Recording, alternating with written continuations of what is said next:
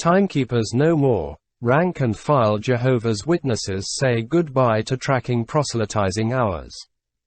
By Peter Smith. Updated 9:11 a.m. Atlantic Standard Time, November 22, 2023. Share. Jehovah's Witnesses are well known for proselytizing door-to-door and handing out their literature on city streets. Less known to the general public, their adherents have been required for the past century to make regular reports to their congregation's leaders on how many hours they put into such ministry.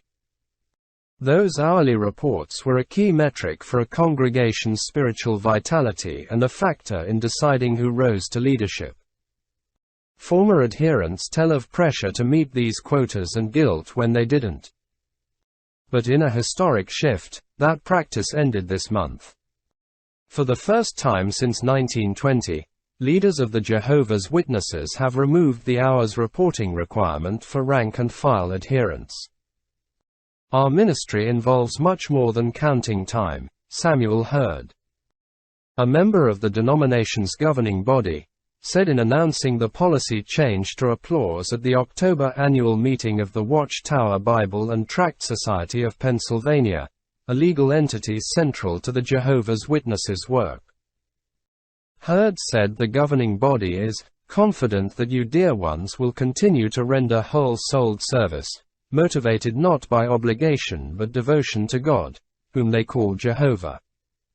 But he acknowledged leaders would have to adapt. You will have to know the flock well, he said. Evaluating a congregation's spiritual health or a brother's qualifications to serve in leadership positions such as an elder or ministerial servant will not simply be a matter of computing averages, time spent in the ministry, literature placements and so forth. The video of the meeting, held in Newburgh, New York, was publicly posted by the organization in early November, though leaked recordings circulated for weeks earlier on unofficial websites. This is one of the biggest changes I ever remember in the organization, said former Elder Martin Hoare of York Haven, Pennsylvania. Removal of the hours requirement applies to publishers or rank-and-file adherents involved in active ministry. They will now only need to file monthly reports saying whether they've conducted any evangelistic activity and Bible studies, without specifying hours. Those who sign up for more extensive service, known as pioneers or missionaries, will continue to record their hours. Skeptical former adherents, however, are speculating different motives are at play, that adherents' ministry hours have dropped so noticeably, particularly since the pandemic, when numbers were growing. It was always brought up at meetings or in their publications to show the growth of the organization, said Mitch Mellon of Washington State. A former adherent now working to bring awareness to what he calls the darker side of the organization, such as its control of witnesses and the practice of shunning certain members. He speculated that, if they're declining, it might be embarrassing to show the numbers.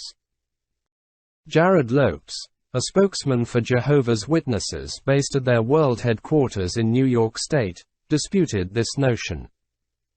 He said ministry time had been increasing yearly until the pandemic, peaking above 2 billion hours worldwide. While the hours are below pre-pandemic levels, he said they began rising from 1.4 billion in 2021 to 1.5 billion hours in 2022 as witnesses resumed door-to-door visits and other ministry. Former Elder Hoare, who left over what he saw as the denomination's mishandling of sexual abuse and other matters, said the hours requirement was once central in adherents' lives. It showed you how loyal you were to Jehovah by how much time was put in, he said. Hoare recalled how a regional supervisor yelled at elders if their congregation's performance lagged. Hoare said marriages broke up over spouses' different levels of commitment, and people who were judged as failing at ministry would spiral into depression. Now they don't have to have that stigmatization that they're not putting in the hours, he said. On a recent weekday afternoon, Jehovah's Witnesses were handing out literature to passers-by at various downtown locations in Pittsburgh, the 19th-century birthplace of the movement. Those interviewed said they planned to do as much ministry as ever and hadn't focused on the hours. "It doesn't affect our day-to-day life," said Chuck Gee, a local elder. "We give the best out of our heart." The governing body also devoted part of the annual meeting to revising its interpretation of biblical prophecies about the end times, a paramount focus of Jehovah's Witnesses. The governing body now accepts that even in the final countdown to Armageddon, non-believers might still accept the truth and be saved. That reverses a previous understanding that, once an apocalyptic Great Tribulation gets underway, it would be too late. That announcement, not yet formally made public, has also been circulating online on the same unofficial sites that distributed authentic recordings of the announced policy change on tracking hours. Will all those living during the Great Tribulation have a full opportunity to decide either for the kingdom or against it? Governing body member Jeffrey Jackson said at the annual meeting. "We don't know, and we don't need to know because we're not the judges," Jackson said. "We know that Jehovah and Jesus are merciful, that they will always do the right thing." Earlier leaders of the organization had raised expectations for apocalyptic events in specific years, such as 1975, which failed to materialize. Current teaching still puts a strong emphasis on the end times, but without predicting specific dates. Governing body member Jeffrey Winder said at the annual meeting that God reveals truth gradually and that the body is happy to have its understandings corrected.